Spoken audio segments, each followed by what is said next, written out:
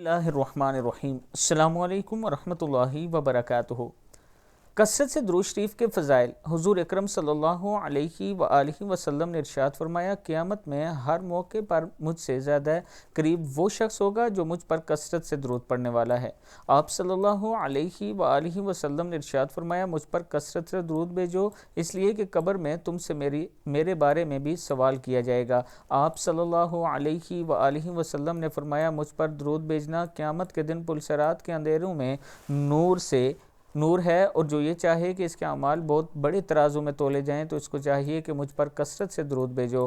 آپ صلی اللہ علیہ وآلہ وسلم نے ارشاد فرمایا، قیامت کے دن عذاب سے اور اس کے مقامات سے سب سے زیادہ نجات پانے والا وہ شخص ہے جو دنیا میں سب سے زیادہ مجھ پر درود بھیجتا ہے۔ آپ صلی اللہ علیہ وآلہ وسلم نے ارشاد فرمایا، جو مجھ پر درود کی کثرت کرے گا وہ عرش کے سائے میں ہوگا۔ اللہ تعالی ہم سب کو اس پر عمل کرنے کی توفیق دے۔